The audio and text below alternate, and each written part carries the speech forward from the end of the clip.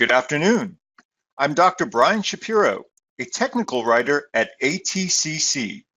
Thank you for joining us for the latest installment in the ATCC Excellence in Research webinar series entitled Keeping Cells Happy: Topics in Cell Health, Maintenance, and Viability, presented by Mr. Stephen Budd. Mr. Budd is a product line business specialist for ATCC Cell Biology Systems and manages the cell culture reagents at ATCC. He has expertise in the product management of scientific tools, biomedical research, and cell culture. In today's webinar, he will discuss cell health, maintenance, and viability, covering topics such as cell culture media and additives, cryopreservation and thawing cells, cell viability assays, and mycoplasma contamination and detection. If you have any questions for Mr. Budd, please use the chat function available through the webinar program.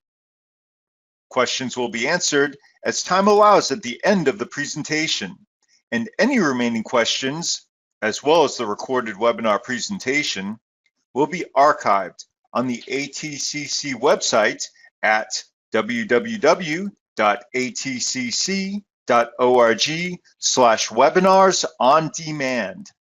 So with that, I would like to welcome Mr. Budd. Thanks for the intro, Brian. Founded in 1925, ATCC is a private, independent, nonprofit organization that serves and supports the scientific community with industry-standard products and innovative solutions. At ATCC, the core mission is to advance and apply scientific knowledge. This is done through a multifaceted approach that includes the acquisition of materials, which are either deposited or identified as a unique means of supporting scientific needs, the authentication of materials through a polyphasic approach that employs genotypic, phenotypic, and functional analysis, the preservation of materials as low-passage stock, and the development of both acquired materials and novel scientific tools that have been generated at ATCC. The products at ATCC are also standardized so we can provide resources for generating reproducible research data. Additionally, these materials are stably distributed to both domestic and international scientific establishments. Through these efforts, ATCC has been a resource for the standard use of materials in vitro biological research for 90 years, adding further credibility to scientific discovery. In today's webinar, we will talk about things that affect cell health and cell viability. We'll start with basic cell culture considerations, including ways in which good cryopreservation techniques can improve cell culture health, ways of measuring cell viability, and long-term effects of mycoplasma on cells in culture. So first, we're going to talk about some basic concepts and basic things related to complete growth media.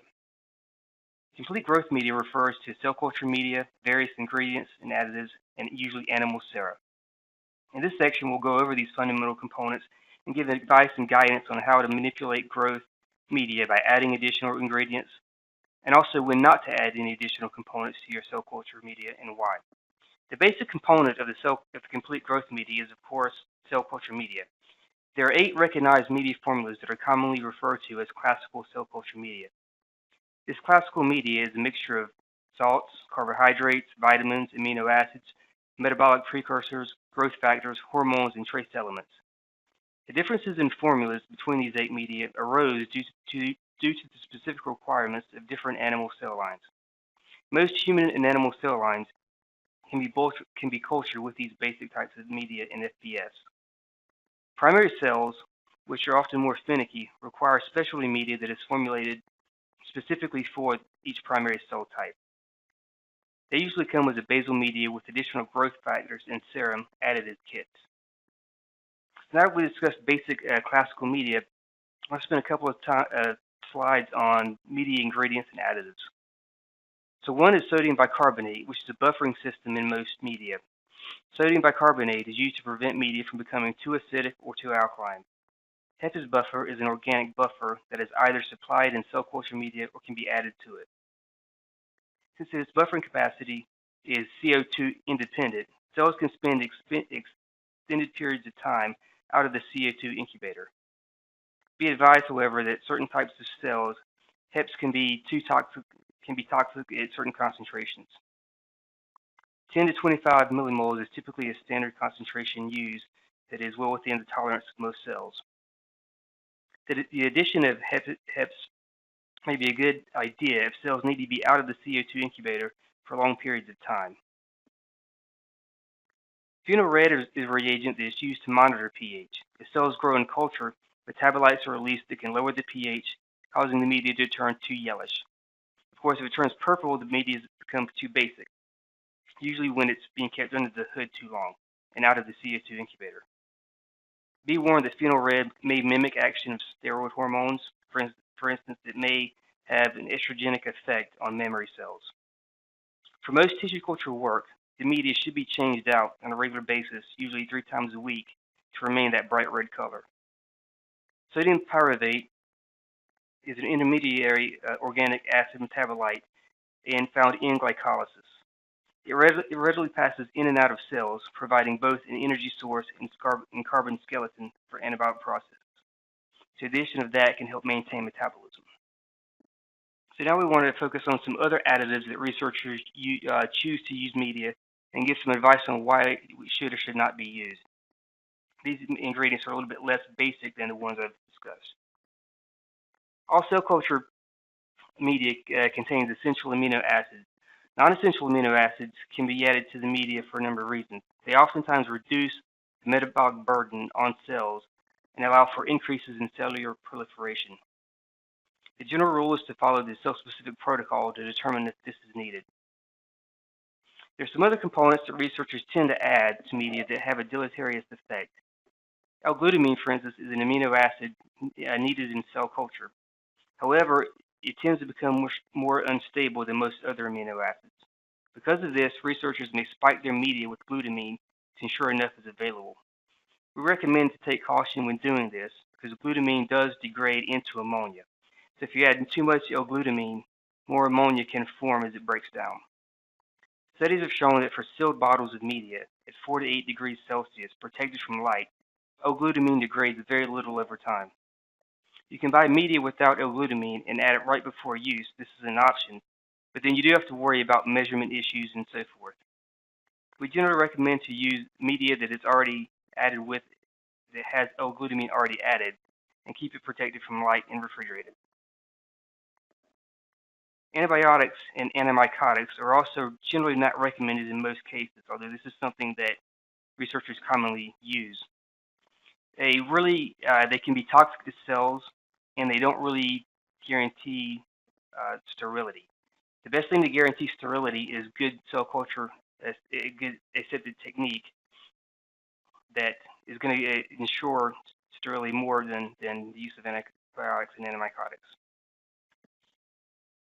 Animal sera is added to cell culture media and offers a number of benefits, mainly in the way of supplying growth factors, hormones, and additional proteins and vitamins needed for cell growth.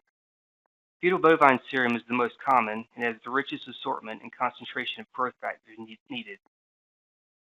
We offer traditional FBS, all USA sourced, as well as embryonic stem cell qualified FBS.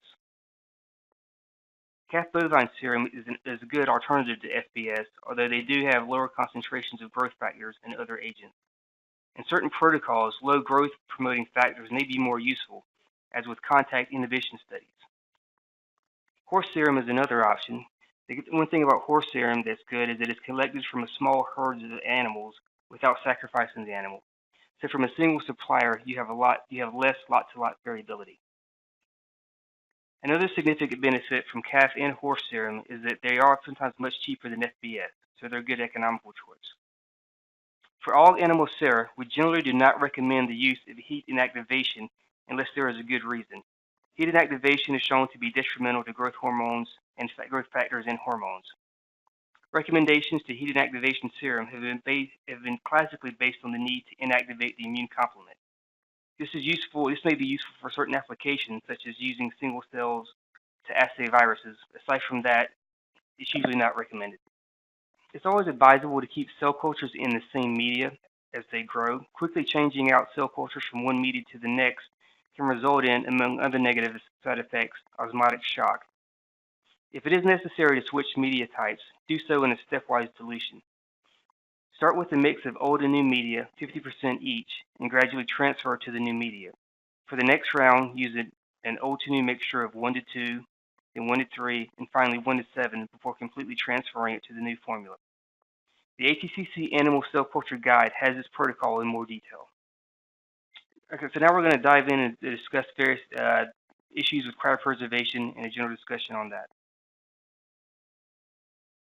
So in this section, I'm going to give an overview of cryopreservation, discuss cryoprotectants and media preparation, how to best freeze down cells, and store cells for long-term storage. In this slide, I'm going to discuss sort of some very sciencey facts about the cryopreservation process. So the freezing process is very complex and even after decades of research, still not completely understood. Since water is the most important component in living cells, cellular metabolism stops when all water is turned to ice. This freezing process, however, is largely detrimental to the cell's health. The biggest factor that determines the occurrence of cell damage and how this damage can be mediated is the rate of cooling. When cells are rapidly frozen, water and ions tend to remain in the cell. This will minimize solute concentration, basically osmotic imbalance, and reduce dehydration. However, intracellular ice formation is maximized, causing intracellular damage due to the mechanical action of tearing and piercing of the cell membrane. Conversely, if cells are frozen slowly, water outside of the cell freezes before intracellular ice forms. This will cause water to escape cells by osmosis. Cells become dehydrated and the concentration of solutes increase, but the formation of intracellular ice crystals is minimized. Extracellular ice does form, but is far less damaging. In effect, very fast and very slow freezing rates have consequences, either excessive ice crystal formation or increased solute effects. For most cells, the optimal rate of cooling is between 1 and 3 degrees Celsius per minute. As you can see in the diagram, at this temperature range, the negative impact of intracellular ice formation is at equilibrium with increased solute concentration, thus maximizing cell viability. Cryoprotectants serve a number of functions during the freezing process. When entering cells, the agents encourage dehydration by lowering the freezing point. When intracellular freezing is delayed, ice crystallization is minimized as more water exits the cell. The presence of the cryoprotective agent also reduces the solution effect. The choice of the cryoprotectant and its concentration is depending on the type of cell or biomaterial you're preserving. Glycerol can be an ideal agent of choice due to its relatively low toxicity. DMSO is more toxic, but is often used on complex cells since it has the ability to more effectively penetrate cell membranes. Generally, for most cell types, the concentration should be between 5 to 10% for both DMSO and glycerol. For long-term storage, eukaryotic cells should be stored at minus 140 degrees Celsius. Bacterial cells and viruses can be kept at minus 80. Keep in mind, glycerol and DMSO should always be of reagent grade or better. For issues to avoid contamination, glycerol can be sterilized by autoclaving at about 115 degrees Celsius for 15 minutes. DMSO can be sterilized by filtration with a nylon or Teflon syringe filter. So when ready to thaw a vial of cells, the most important factor to note is that unlike freezing cells, thawing should be performed relatively as quickly as possible to remove the cryoprotectant from the cells and to prevent toxic effects as they're now more exposed. For best results, place a vial of cells in 37-degree water bath for approximately 2 minutes, gently agitating the vial to break up the ice. After removal from the bath, make sure to spray the vial with ethanol for decontamination. Transfer the contents to a sterile centrifuge tube with about 9 mL of complete growth media, which includes the cell culture media and about 10% FBS in most instances. When done, centrifuge the tube for 10 minutes at 125 G. Discard the supernatant and resuspend in 1 to 2 mL of growth media. Plate the cells in the desired culture vessel with additional media. Again, the main take home here is that you want to thaw the cells as quickly as possible when placed in the water bath.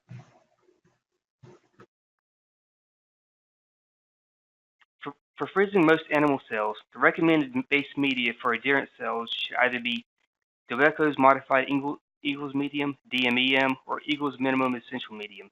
EMEM.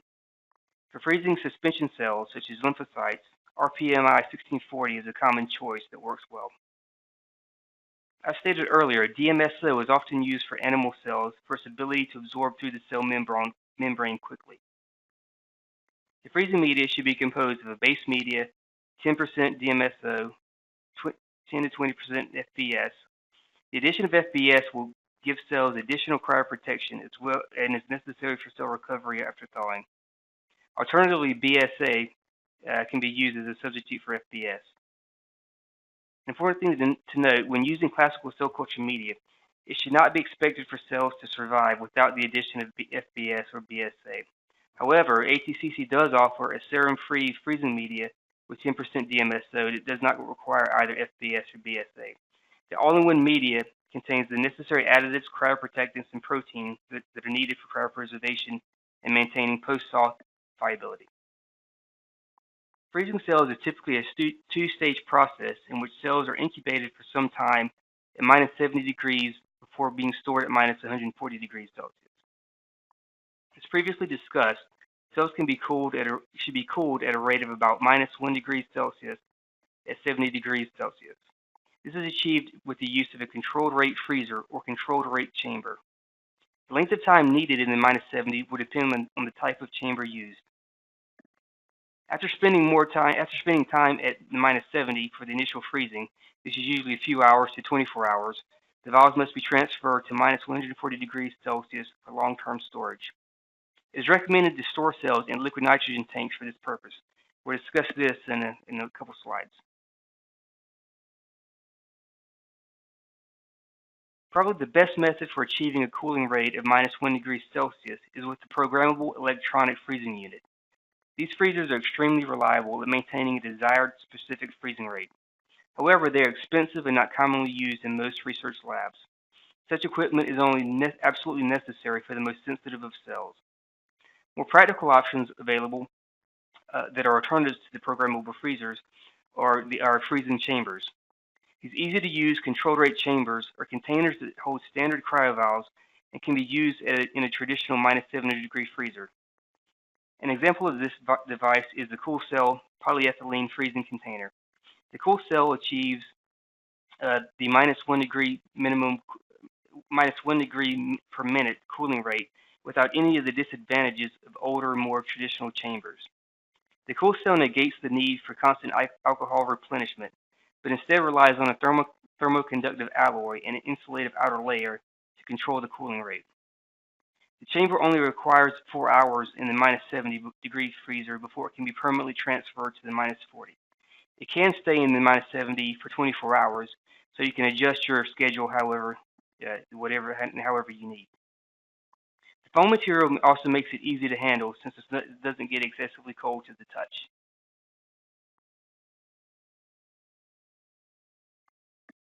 So as I stated, long-term storage of mammalian cells require that cells be exposed to temperatures below the minus 140 degrees Celsius. At these low temperatures, metabolic activity ceases, allowing for the preservation of cells for an indefinite period of time. For storing biological material at these low temperatures, it is advisable to use liquid nitrogen freezers.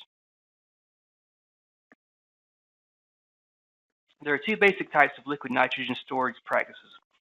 One is immersing the valves directly in the liquid. The other involves holding the valves in the vapor phase above the liquid. Vapor phase systems create a vertical temperature gradient within the container.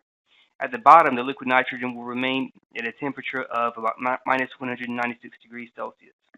The temperature of the vapor nitrogen decreases as it reaches the top portion of the container. Enough liquid nitrogen should be used to guarantee that the warmest part of the container, located at the top, is always at a temperature at or under minus 140 degrees. It is always highly recommendable that valves be stored in the vapor phase rather than the liquid.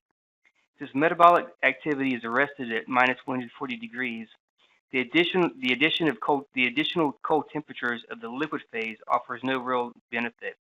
However, immersing material in the liquid phase runs the risk that some of the liquid nitrogen can penetrate the valves, damaging them, or even cause injury due to explosion of the valves when pulled out.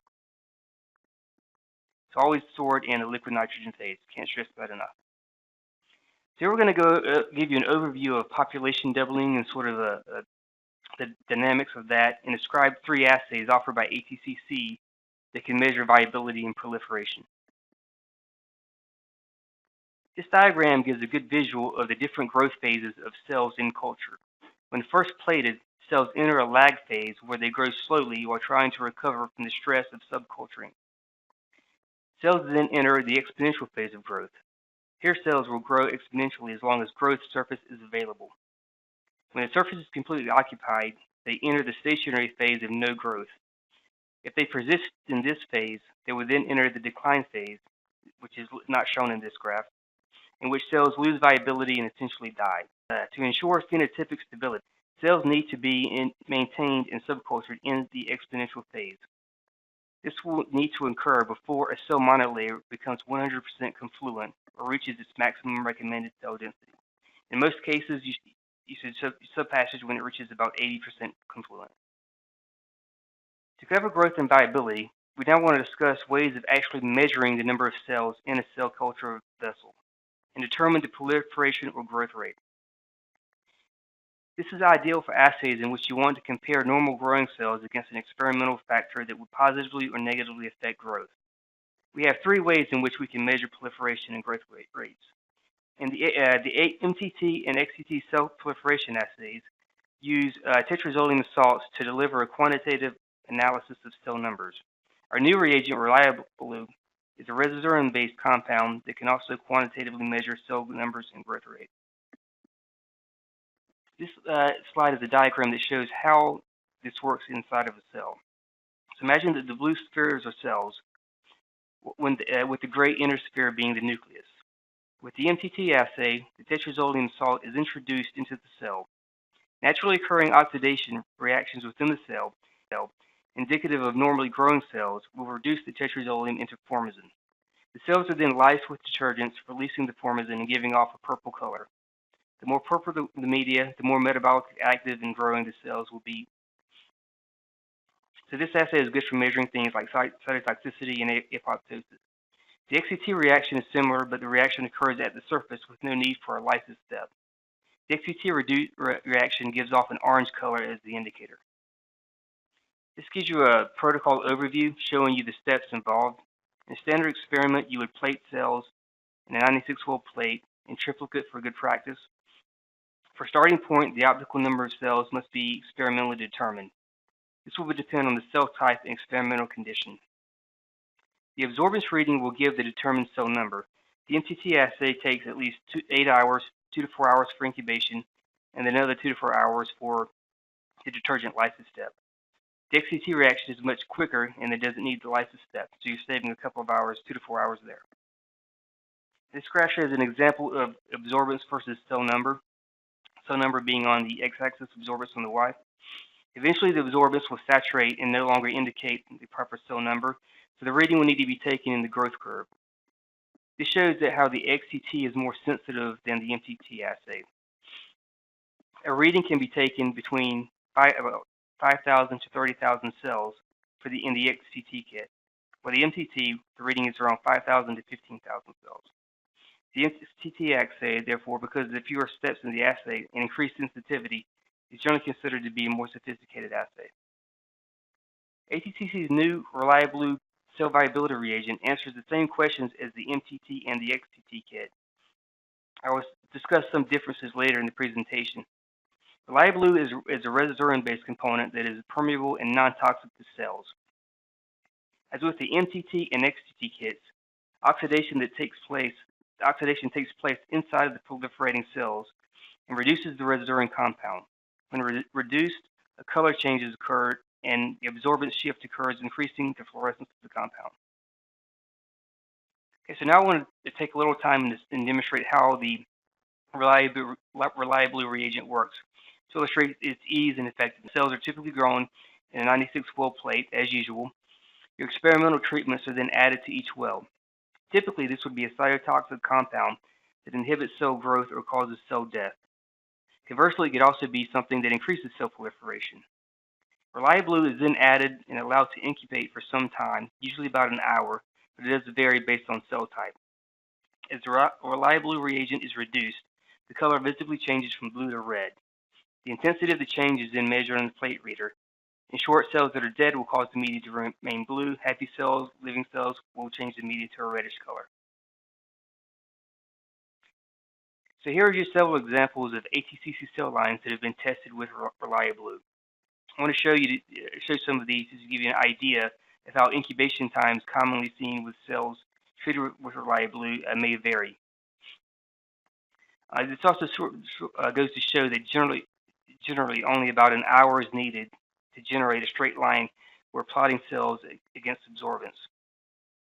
This also shows that too long of an incubation time can cause saturation to occur at high cell numbers.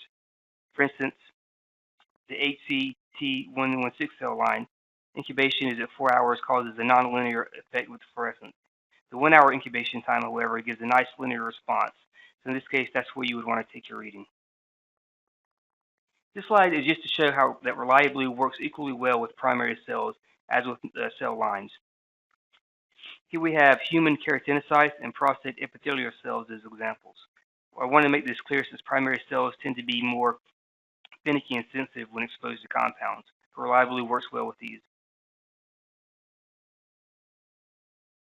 We also have some experimental data showing ReliaBlue in action. Here we are comparing H-TERT lung fibroblasts, which is an immortalized primary cell, to our normal primary lung fibroblast. Both cells were exposed to CHX, which is chlorhexidine, at different concentrations over a 3-hour time period. ReliaBlue was used to determine cell viability. Chlorhexidine is a compound with antimicrobial properties. It is also known to have toxic effects on the primary cells, such as fibroblasts. As you see in the middle graph, toxicity was observed at the lower concentration by the 2nd and 3rd hour. At the higher concentration on the right, toxicity was evident throughout the entire duration.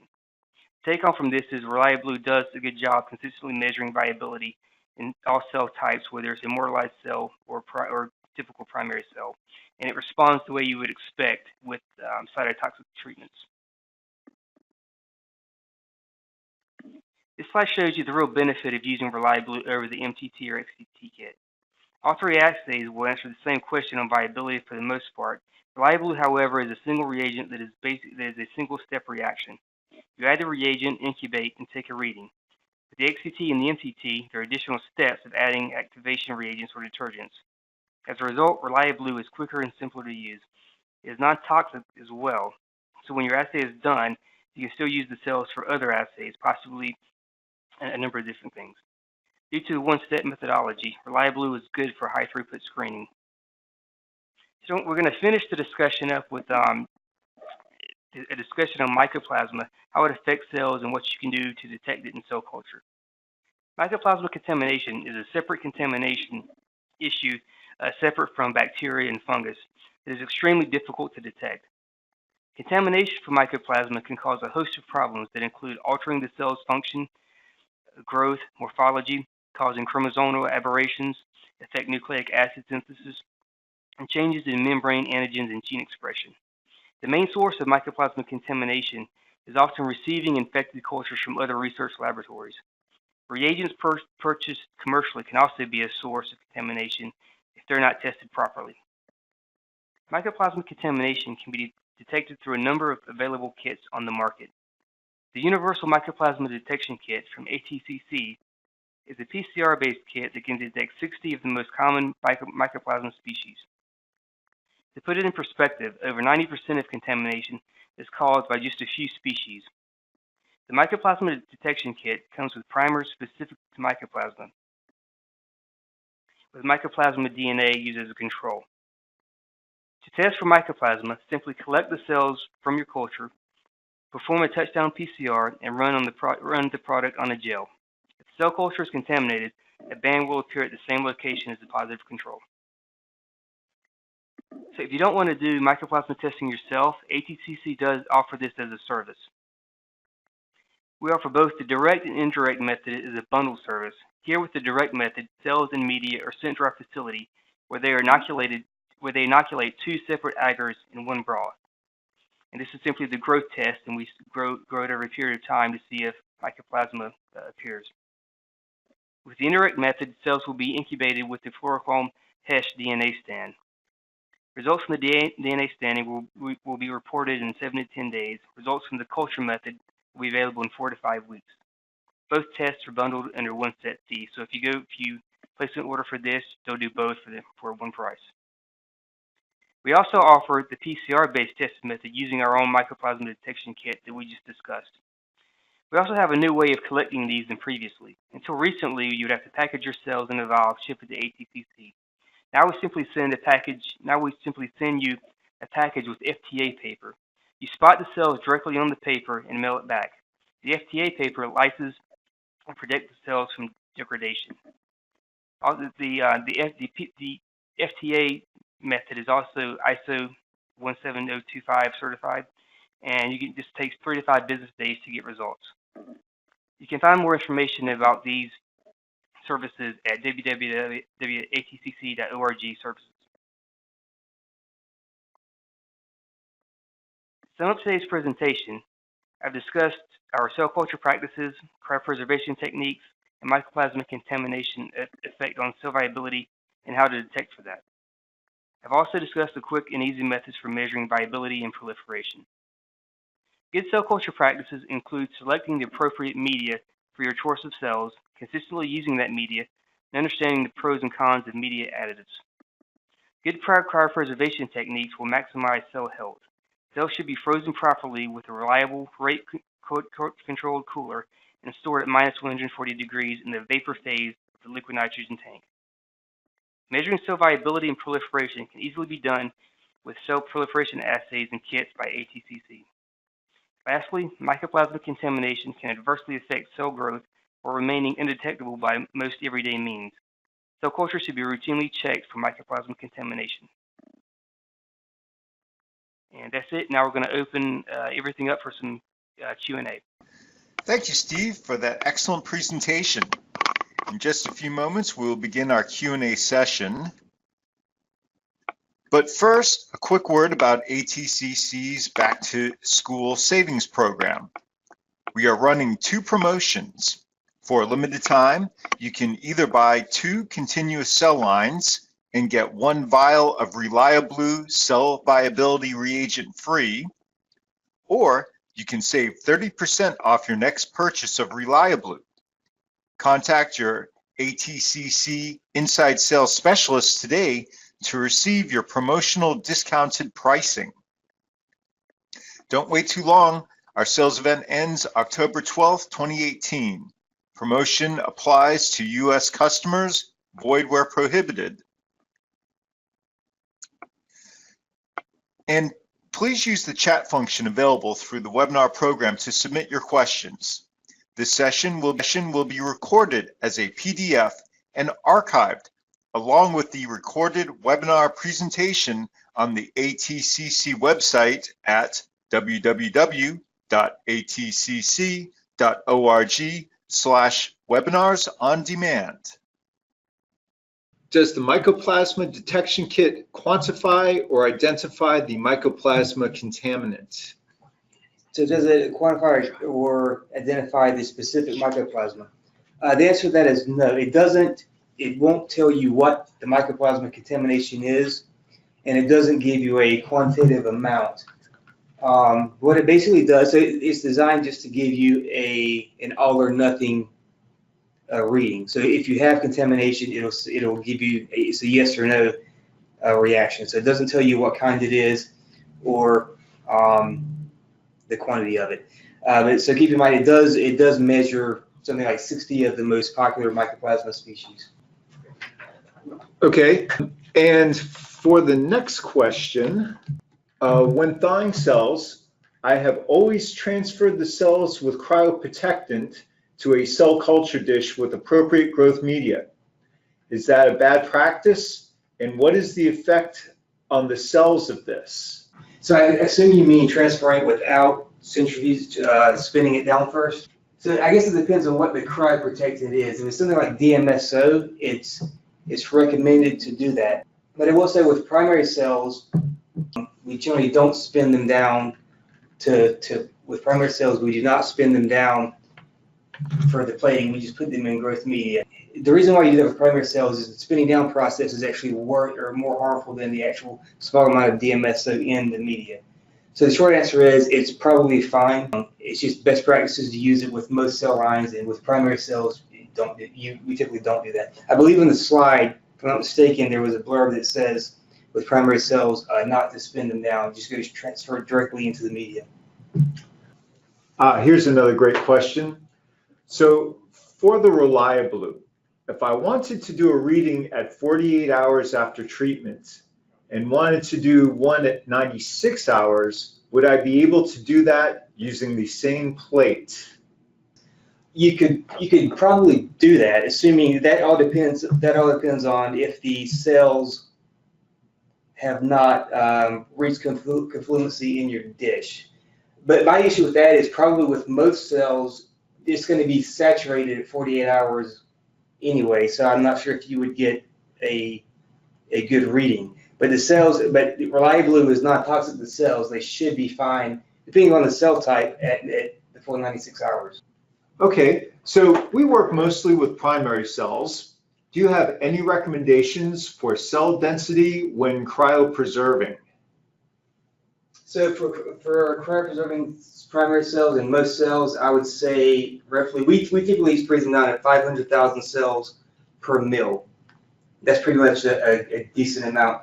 You don't want to put too many in there. I would say 500,000 to maybe up to a couple million would be an acceptable range. So yeah, so 500,000 might be a bit light for your needs. We sell it as a product that way. So I would say go down to 1 to 2 million would be sort of a max that I would stick with. So does ReliaBlue reagent work in 3D culture applications? We have tested it in 3D, ReliaBlue in 3D with spheroids and organoids, and with extracellular matrices like Cell Matrix or like basically or the Matrigel, which is our product, the Cell Matrix. And yes, you can. They do work well with 3D models, with organoids and any kind of a Cell Matrix buffer. The media. Alrighty. Okay, here's a good one. It seems like MTT and XTT assays measure metabolic activity. Does ReliaBlue also do that, or is it able to distinguish between live and dead cells on a single cell basis? Distinguish between live and dead cells on a single cell basis. Oh, well, so it does distinguish between living and dead cells, pretty much in the same manner that the MTT and XTT kit works. So ReliaBlue is blue, and if cells are dead, or the more cells that are dead, the liquid will remain blue, and if they're metabolically active and healthy, they'll become red. This media will become red, and to the degree that it becomes red is the degree that the cells are living and happy. As far as a single cell basis, so this works in a 96 well, or even less, like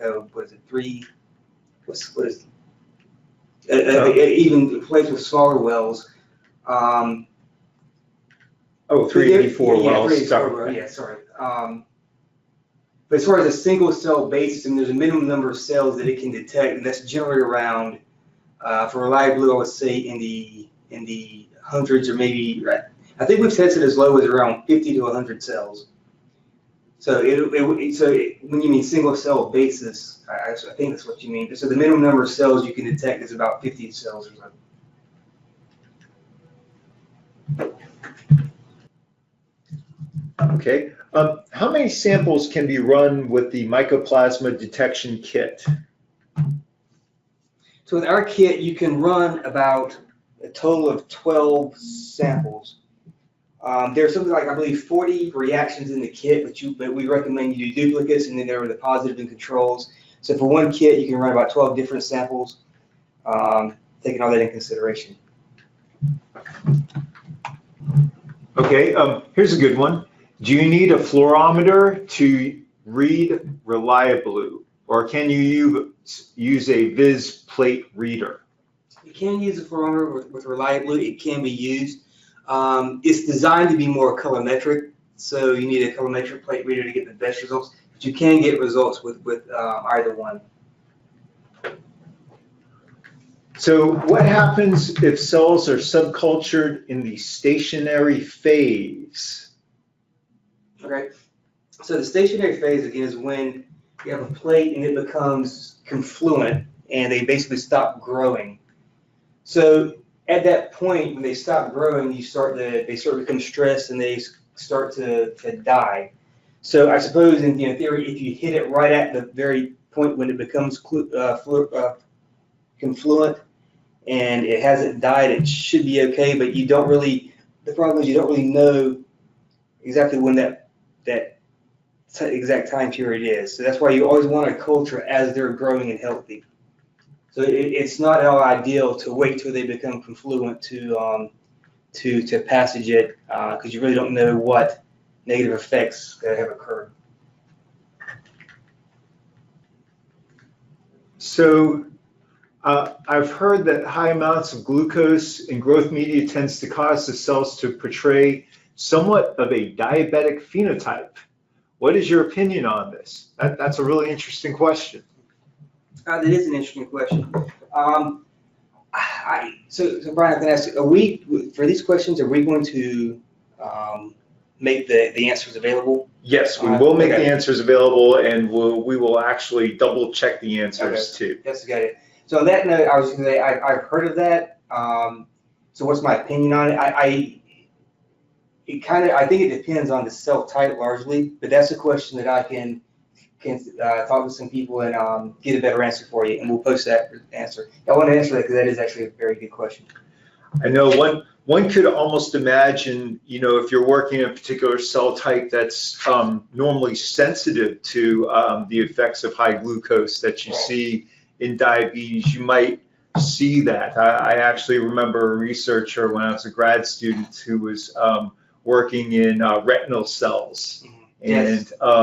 and he saw that high glucose tended to kill them. But what happened with that, I don't know. I know the guy got his PhD. I think the answer is most likely it's going to be largely cell specific. All right. And then, here's one.